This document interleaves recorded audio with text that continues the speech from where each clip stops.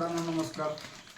हे बघा, हे दशरथ घासाचं बियाणं आहे आणि आपल्याला उद्या दशरथ घास लागवड करायची आहे. तर दशरथ घास लागवड करायच्या अगोदर आपल्याला त्या बियावरती कोणती प्रक्रिया करावी लागते त्याच्यावरती आपला आजचा हा व्हिडिओ आहे. तर व्हिडिओ शेवटपर्यंत बघा, स्किप न करता. शेळ्यांसाठी सगळ्यात उपयुक्त चारा म्हणजे दशरथ घास. आणि त्या दशरथ घासाला डायरेक्ट आपण मेथी घासासारखं लागवड करू शकत नाही. करायला करू शकतो आपण, पण त्याला जास्त कालावधी लागतो उगण्यासाठी. त्याच्यासाठी जर तुम्ही अशी प्रक्रिया करून जर दशरथ घास लागवड केली तर एक 15 दिवस म्हणजे एक 8 ते 10 दिवसामध्ये त्याची उगवण होते, वरती येतो. आणि असं जर नाही केलं तुम्ही डायरेक्ट जर शिकवून द्याला तर याला 15 ते 20 दिवस लागतात. त्याच्यामुळे आपल्याला काय करायचं माहिती आहे का, हे असं भगोन्यामध्ये पाणी उकळून घ्यायचं अगोदर. आता हे अर्धा किलो दशरथ घासाचं बियाणं आहे आपलं. एवढं पाणी उकळून घ्यायचं. घेतल्याच्या नंतर हे गॅसच्या खाली घ्यायचं. गॅसच्या खाली घेतल्याच्या नंतर याला काय करायचं, आता हे उकळलेलं पाणी टाकून आता हे बघा, याच्यामधून वाफा निघतात. हे उकळलेलं पाणी याला काय करायचं, याच्यामध्ये बियाणं सोडून द्यायचं. आता हे बियाणं सोडून दिल्याच्या नंतर याला कम्प्लीट एक मिनिट ठेवायचं, फक्त 1 मिनिट. याच्यामध्ये बरोबर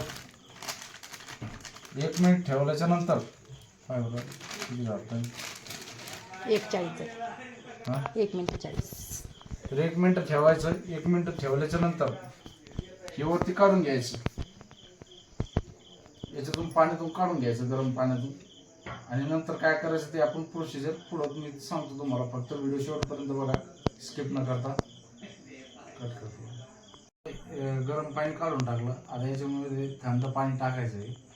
तर आपण थंड पाणी टाकू याच्यामध्ये.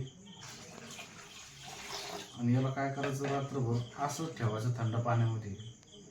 आणि सकाळी या पाण्यामधून काढून घ्यायचं. नंतर कशी प्रक्रिया करायची ते सकाळी मी तुम्हाला दाखवतो. पाण्यामधून काढल्याच्या नंतर आपल्याला परत वाळू घालायचं त्याला एक कपड्यावर, सुती कपड्यावर. आणि मग नंतर काय काय करायचं ते सकाळी तुम्हाला दुसऱ्या म्हणजे ह्याच व्हिडिओमध्ये बघायला भेटेल. चला आपण याला असंच ठेवू आता रात्रभर.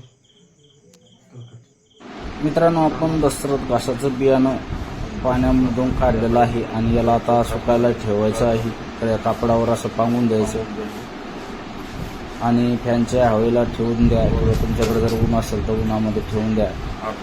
आणि ज्यावेळेस पूर्ण सुकेल त्यावेळेस याची लागवड कशी करायची ते पण आपण ह्याच व्हिडिओमध्ये शेवट. मित्रांनो, असं बियाणं सुकलेलं आहे आपलं. हे बघा, असं हाताला नाही चिरलं पाहिजे, असं झालंय. आता याला काय करायचं, शेतामध्ये नेल्याच्या नंतर आपल्याला कसं लावायचं, तुम्ही 2 प्रकारचं लावू शकता. एक तर सरी पद्धतीनं लावू शकता, किंवा डायरेक्ट आपल्या मेथी घासासारखं वाफा करून पण लावू शकता. याला तुमच्या हिशोबानं जसं लावायचं तसं लावू शकता. तर लागवड कशी करायची तर आपण डायरेक्ट शिकून देणार आहे. आणि नंतर त्याला तळ्यानं थोडं वड ताड करणार आहोत. पण तुम्हाला जसं आवडेल तसं तुम्ही लावू शकता, त्याची काय अडचण नाही. तर हे बघा, आता हे सुकलेलं आहे. आपण आता शेतामध्ये जाणार आहोत. व्हिडिओ शेवटपर्यंत बघा मित्रांनो. हे बघा मित्रांनो, आपण हा पट्टा असाच एक पाटा जवळपास दशरथ घास टाकलेला आहे. आणि दशरथ घास आपण शिकून दिलेला आहे मेथी घासासारखा.